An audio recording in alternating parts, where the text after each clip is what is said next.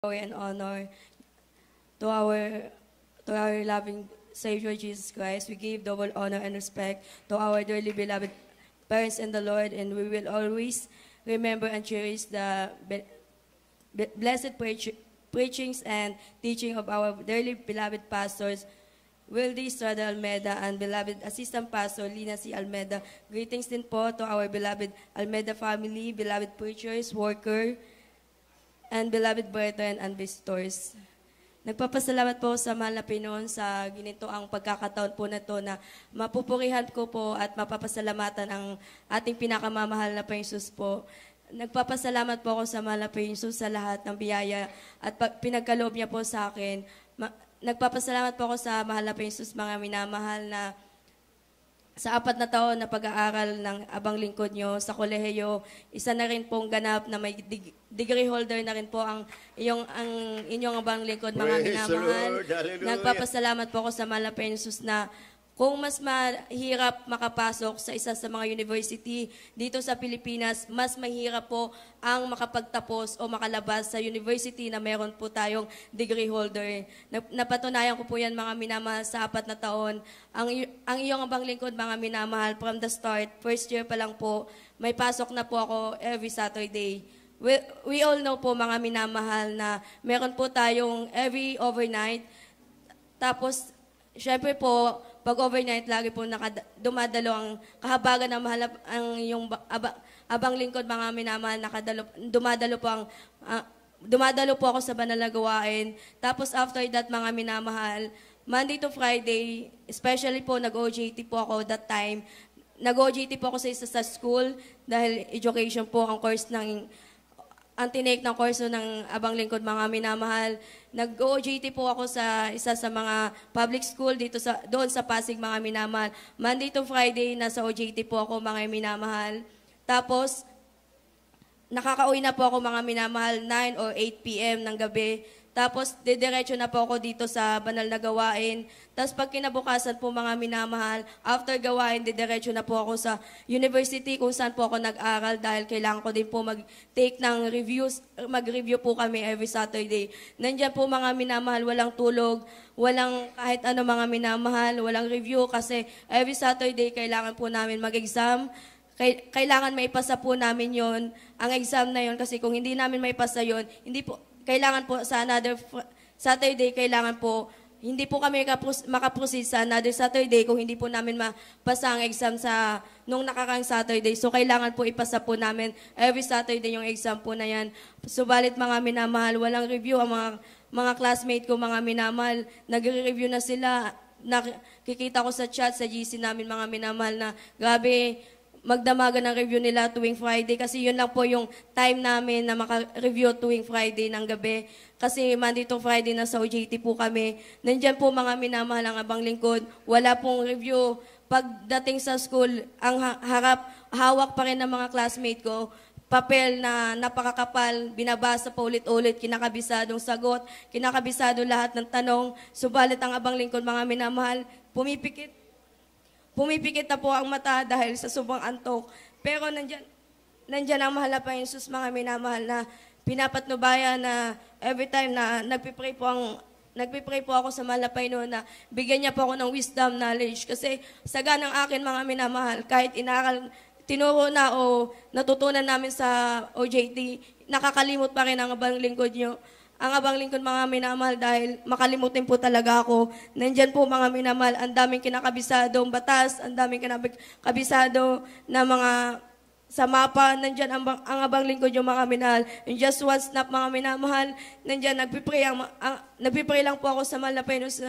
Nabigyan niya po ako ng kahunungang katalinuhan na nagmumula sa Kanya.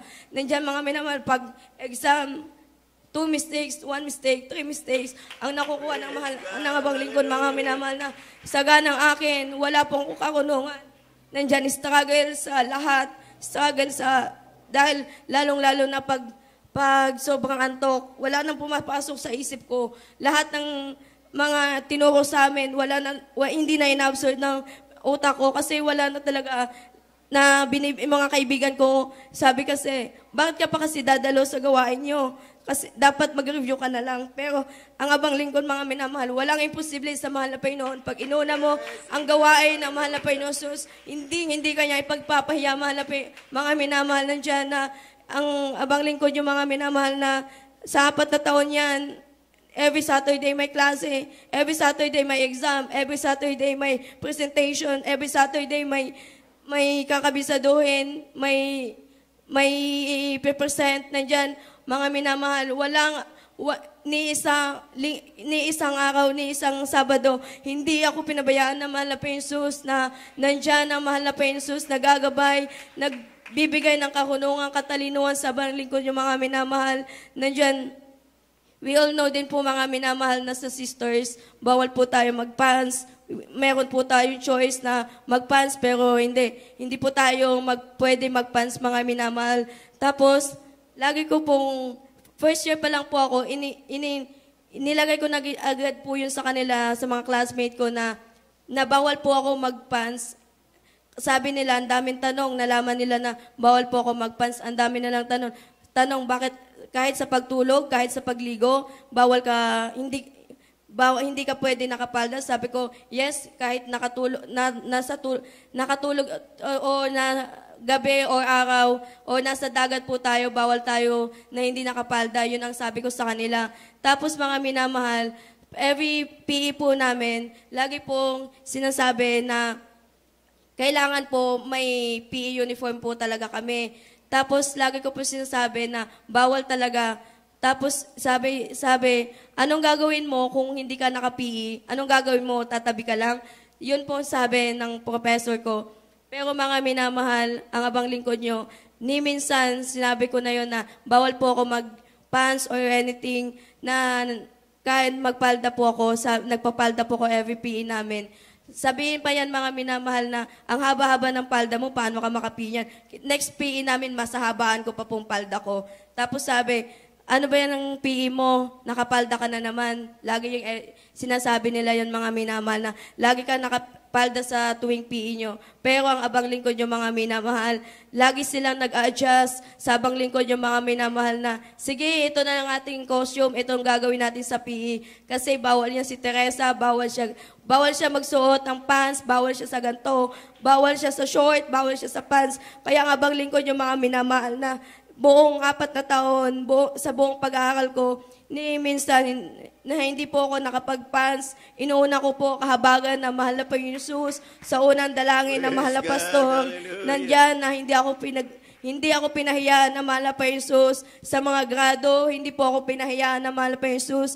Nandyan na mataas pa rin po ang grado ko kahit po nakapants, kasi yung mga classmate ko, mga minamahal, ginagaya po nila ako. Nung nakita nila nagpapalda po ako, nagsipaldahan po sila, mga minamahal. Sabi ng professor ko, ba't kayo nagsipaldahan? Kayo ba si Teresa? Pumunta kayo sa church, dapat dumalo kayo sa church para magsipaldahan kayo. Pero ang abang lingkod, mga minamahal, mayroon talaga exemptions.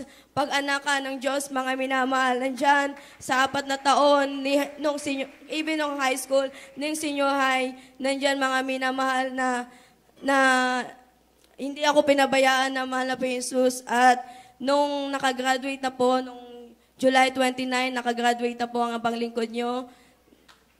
At nagpapasalamat po ako ng mahal na Panginoon Jesus na nung June or nung May, bago po ako mag-birthday, mga minamahal, niyayaya na po ako ng kaibigan ko mag-apply sa mga private school dito sa Pasig or around the Pasig, mga minamahal. Sabi ko, ayoko pa mag-apply kasi wala pa akong hawak na diploma. Sabi niya, sige, samahan mo na lang ako pag nag-apply kasi lagi daw siya naliligaw every time na pumunta siya sa malalayo. So, ang sinabi niya lang, gumawa ka lang ng resume or curriculum vitae mo para maipasa ka, para hindi ka naman mapagod sa pagsasama mo sa akin, sabi niya. Tapos, mga minamahal, sa dami ng in-apply niya, sa pagsama ko din, na hindi po kami natatanggap o hindi siya natatanggap, mga minamahal. Tapos po, nung Monday po ata yun, ng 7 a.m. po, chinat niya po ako, mga minamahal. Punta tayo sa gantong school, may appointment ako, sama ka, i-print mo na rin yung resume mo. Tapos siya mga minamahal, nakikita ko sa jeep, magkasama kami, na nagre-review na siya ng mga isasagot sa interview dahil expected niya na i-ask o i-interview na po siya. Tapos mga minamahal, nandun na kaming dalawa. I don't know mga minamahal, wala po akong knowledge na parehas po kami palang i-interviewin. Tapos ang na-interview po sa amin, direct na po sa principal kasi wala po that time yung HR ng school kasi wala po siya doon. Tapos nung isang linggo na po na pag-aantay, wala pa po siyang tawag. Nagtatanong na siya sa akin kung tinatawagan ba siya or something. Tapos tinatawagan na daw ba ako or ano. Pero wala pa po. Tapos nung mga ilang araw na po, nagtumawag na po sa akin yung HR na for interview na po ako niya. Tapos siya po mga minamahal, kung sino pa po siya yung nagyaya sa akin, siya nag-prepare ng questions. Wala po, hindi po siya tinawagan. Pero ang abang lingkod niyo mga minamahal, tinawagan, nakaproceed ako sa demo, at ang abang lingkod niyo po mga minamahal, finally employed na rin po, nagtuturo na rin po sa pampribadong paaralin, yung abang lingkod mga minamahal na nandiyan na mahal na Panginoon Jesus, na walang hassle, wala siyang binigay sa akin na maraming requirements or anything. Tapos, yun nga po mga minamahal, sa kasuotan na naman. Every time na tinatanong ko ng mga katrabaho ko, bakit lagi kang nakadress, lagi kang nakapalda? Lagi bang ganyan ka? Tapos sabi ko, yes, ganito ako every day, kung saan man ako mapunta.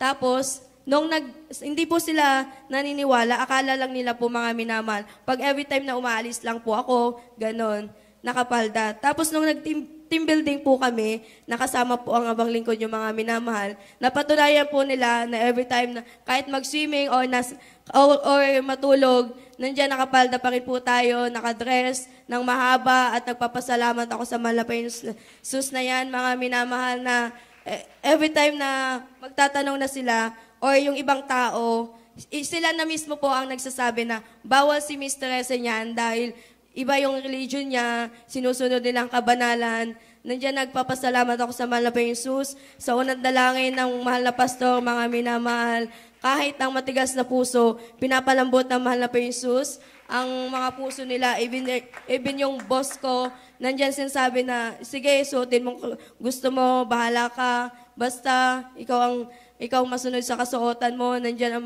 mga minamahal na hindi ako binigyan ng stress about sa kasuotan. Nagpapasalamat po ako sa mahal na Panginoon Jesus na simula youth choir, singles choir, at finally kahabagan sa mahal na Panginoon Jesus, sa awat habag niya mga minamahal. Hindi man sa akin, kundi sa awat habag na mahal na Panginoon Jesus, mga minamahal, finals choir na rin po ang abang lingkod nyo.